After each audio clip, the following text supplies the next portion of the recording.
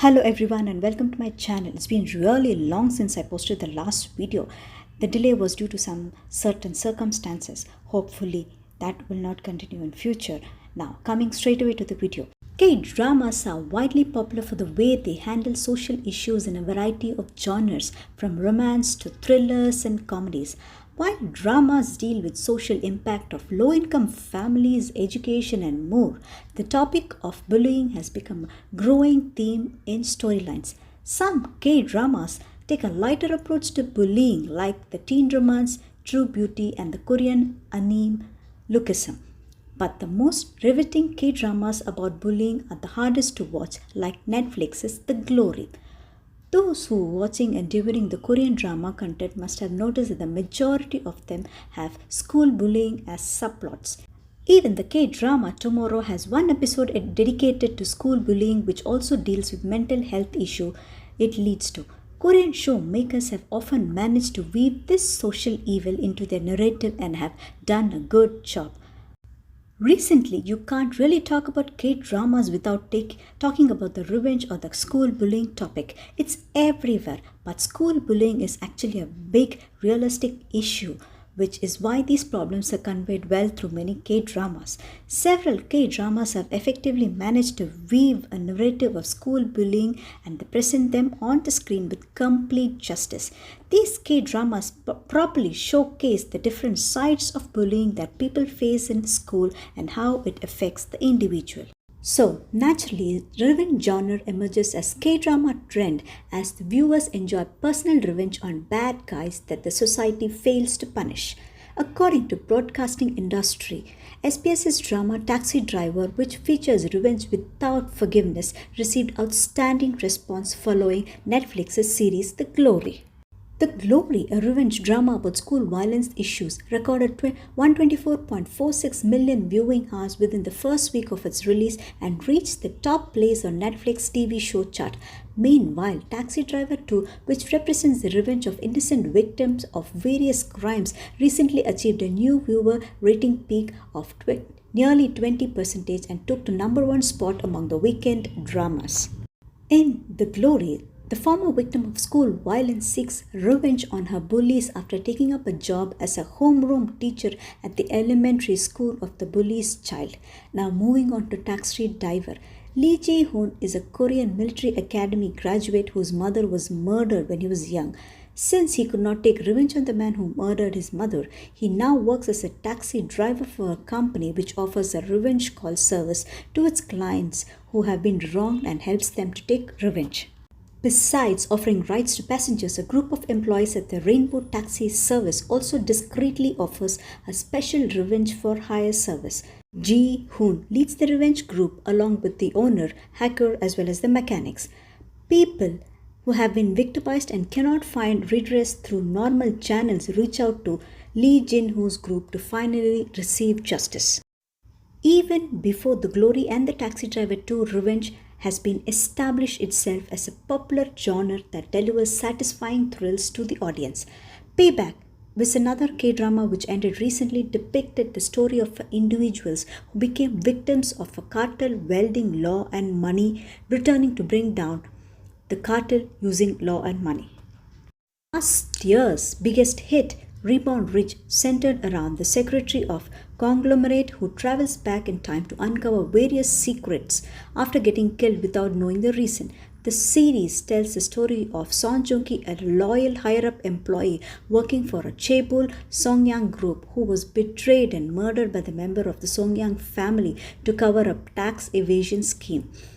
Hong-woo later wakes up as 1987, discovering that he has been reincarnated into the body of Jin Do-jun, the youngest grandson of Songyang Group.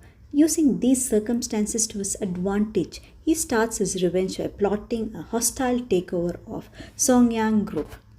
In addition, other dramas such as TVN's Vincenzo, in which a mafia lawyer takes down the villains using his own method. At the age of 8, Park Yoo-hyun went to Italy after he was adopted. He is now an adult and has the name of Vincenzo Casano, which was played by Son Joong-ki.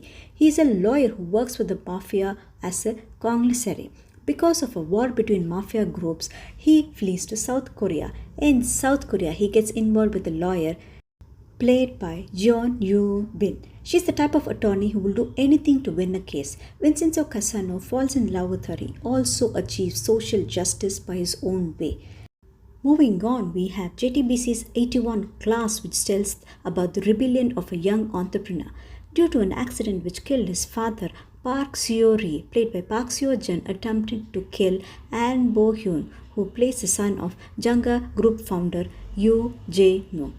He was jailed, and the woman he loved, Kwon Nara, was offered a university scholarship by the Janga founder, and later she becomes a strategic planning head of the Janga Group. After his release from the prison, Park Seo-ri opens Dam Bam in Itaewon. He wants to be successful and seeks revenge towards the Janga Group. However, he is not smart at managing his business initially.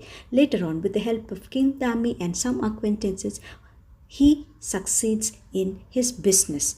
Another JTBC drama, The World of the Married 2020, which contains one's bitter revenge towards their cheating spouse. Ji Seon-yu, played by Kim Hae-yi, a revered family medicine doctor and associate director at Family Love Hospital in South Korea, is married to an aspiring director Lee Tae-ho, played by Park Hyo-jun, with whom she has a son. Seon-ho thinks her family is perfect until she finds out that Tae-ho is having an affair with another woman named Yo Dae-kwang, played by Han So-hee. All these works share a common theme: revenge. Meanwhile, analysts say that the popularity of revenge dramas stems from the public frustration over society's inability to properly punish evil deeds and criminals. Revenge that ensures those bad guys receive appropriate punishment for their sins provides a sense of satisfaction to the viewers. However, there is one notable detail. While revenge dramas in the past ended with realization of social justice through exposing wrongdoings and sending criminals to prison, recent revenge series have focused on personal revenge that leads the criminals or perpetrators to destruction beyond the limit of law.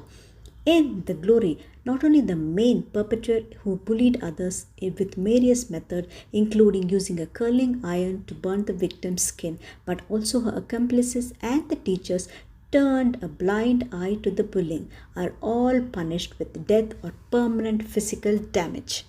The same is true for Taxi Driver 2. The evil deeds such as job scam organization that imprisons and assaults young people overseas, an illegal apartment subscription broker, a pseudo-religious leader, and other extremely wicked villains not only receive legal punishment for their crime acts but also face the consequence by enduring the wrongdoings they committed themselves.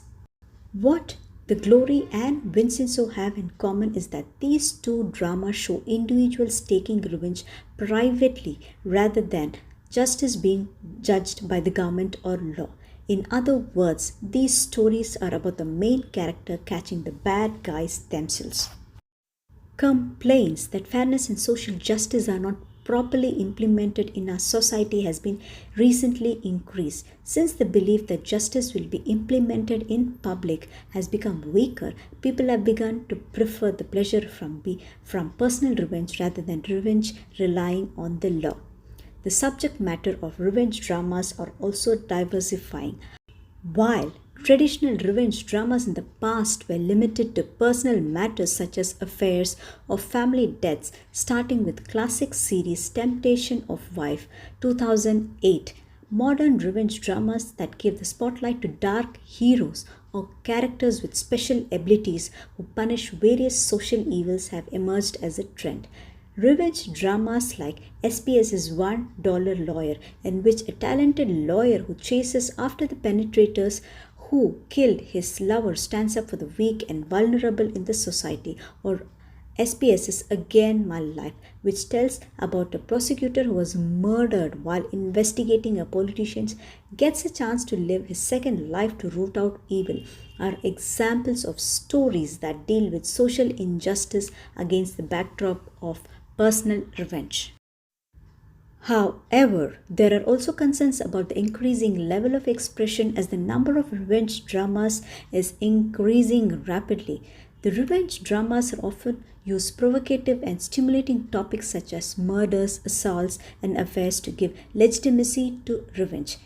TVN's Eve 2022, a drama that portrays a woman risking her life to bring down the upper high ranking people in the society, received harsh criticism for its provocative and stimulating scenes such as torture, affair and self harm. In My Name, Han So-hee's father dies suddenly. She wants to desperately take revenge on whoever is responsible for her father's death. With the help of Choi Mi-jin, played by Park Hee-sun, and she uncovers the reason for her father's death. She joins the police department and becomes a mole for the drug group. She is assigned to work in the drug investigation unit in the police webtoon-based series TVN's King of Pigs, which deals with school violence victims' revenge through a series of murders, received negative feedback for its bloody and violent scenes that cause viewers to feel inconvenient and uncomfortable. Well, as OTT emerges and content competition intensifies, the level of expressions and messages conveyed across the works is also becoming higher. If revenge dramas only focus on showing characters' anger and the thought behind why the character seeks revenge may not be properly portrayed, it is necessary for producers to make an effort to capture the essential meaning embedded within the phenomenon itself rather than just showing it. With this, we come to the end of this video. What are your thoughts on this video? Which K-drama that was revenge genre that you watched recently? If you liked it, please leave your comments in the comment section below along with the reason. If you liked this video, please click on like, share and subscribe, and don't forget to click on the bell icon. Please help this channel grow by sharing the videos with your family and friends. I'll be back soon with another interesting and unique video. Until then, stay safe and stay healthy. Bye.